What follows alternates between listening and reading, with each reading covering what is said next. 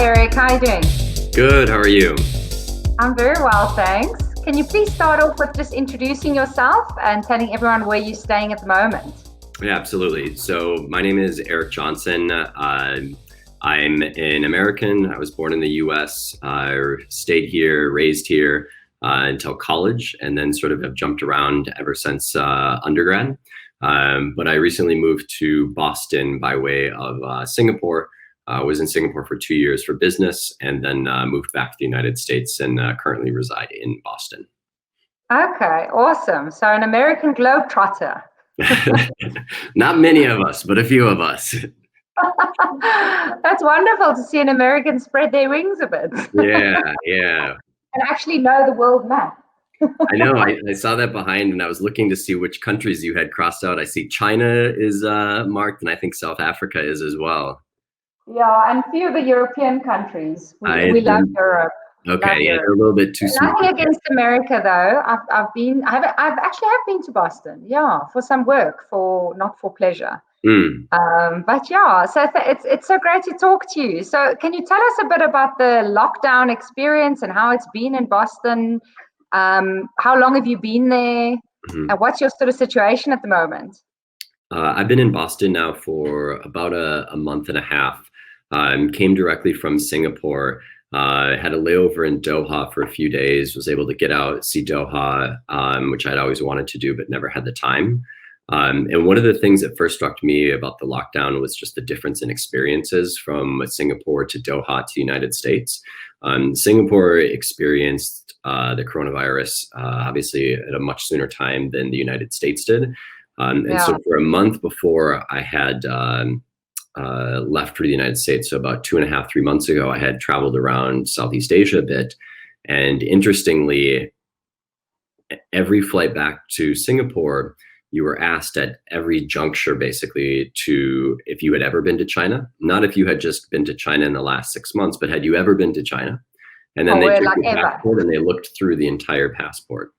And then when I went to Doha for that layover, it was the same thing. Where did you come from? If you came from the set list of countries, Singapore was one of them, you had to be taken aside, temperature checked, go through, just a little check. But Yeah. then when I came back to the United States, nothing. They didn't ask me a single thing. And I was really surprised. And I was in the US for maybe 2 or 3 days, and everything sort of seemed to be normal-ish. People were talking about it, but nothing really had been happening. And it was just sort of shocking to me about what's going on here. Why aren't people taking this seriously? And then about day 2 or 3 of me being here, finally things started to pick up and everybody started to really go into lockdown. Okay. And since then, at least in Boston, everybody seems to be taking it quite seriously. I'll notice some gatherings, though, people not keeping 6 feet when they're walking on the streets, which is always a little bit frustrating or sad to see. But some people will sort of just still walk past each other without really trying to deviate and take that 6 feet. Ash. It's so interesting that you've mentioned, so you've come from Singapore, and I just interviewed one of my friends from Singapore as well, and I interviewed a friend in Doha as well. So Mm. it's interesting all of the touch points where you visited.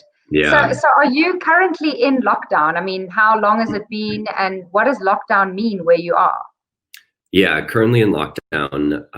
Lockdown, at least for me, what it means is basically that I'm staying in the house except for to go outside for groceries and exercise. So going out for runs. I have a longboard, which is sort of like a snowboard with wheels that I'll take out just still to get outside, stretch my legs and stay active. But really, other than that, staying inside.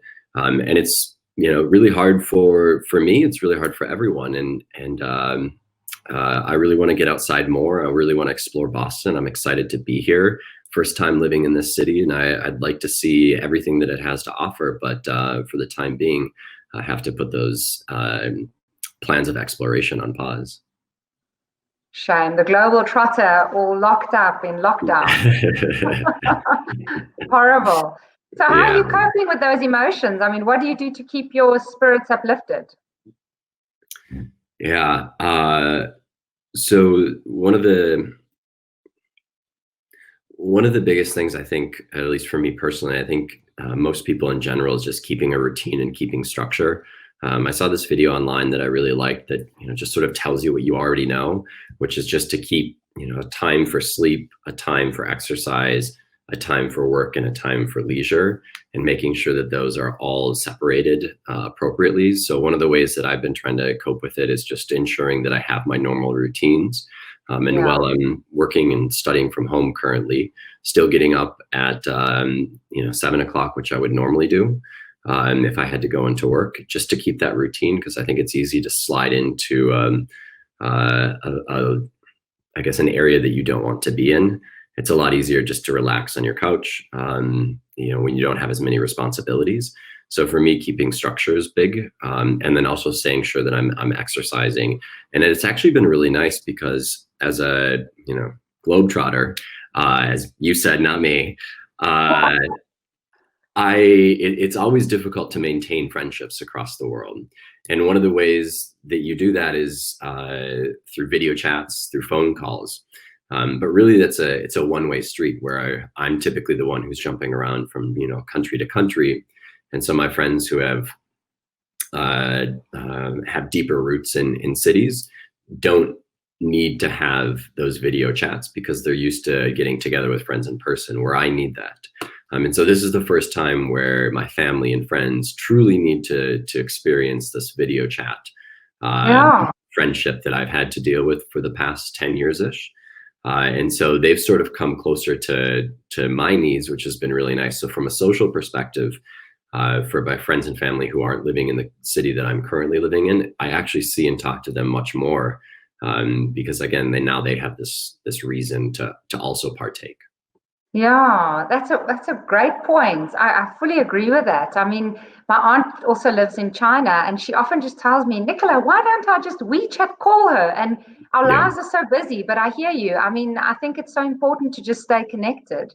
Yeah. And now we've just realized how important it is now that we all pretty much staying in isolation, similar to yourself that travels a lot. Yeah, exactly. Yeah, that's a wonderful point. So one last question, if you can just give some type of uplifting message, what would you share during this time? America's taking it a lot more seriously now, so I'm assuming there's a lot of stress and anxiety and concern there. So what would your message be to uplift others during this time of stress? One of the things that gave me hope with all of this was something a political commentator named David Brooks said recently on PBS's NewsHour. And one of the things that he said is that commonly when we go through these types of crises, and just speaking from an American historical perspective, we typically, I don't know quantitatively how often it occurs, but commonly we emerge from it with new perspectives and new appreciations for things. And so when the world has gone through deep tragedies like World War I, we formed the League of Nations. When that didn't work, we formed then the United Nations. And so as a world, when we've gone through some of these tragedies, a lot of times we come out better on the other side with new and fresh perspectives. And so while this is clearly a tragedy and doesn't necessarily arise to the tragedies of all the tragedies of the past, it's something that's painful for many of us and is a challenge for many of us. And yet we're going through all of it together. So the uplifting note for me is really that on the other side of this, we have an opportunity as a global civilization to implement new changes and better the world, given a perspective that we had yet to experience, at least for this generation. Oh, I love that. I really hold thumbs that is going to actually happen, that we'll see the change you're talking about. Yeah. That's beautiful. Thanks so much. And thanks so much for your time, Eric. It was lovely to talk to you. Yeah, you as well. Thank you.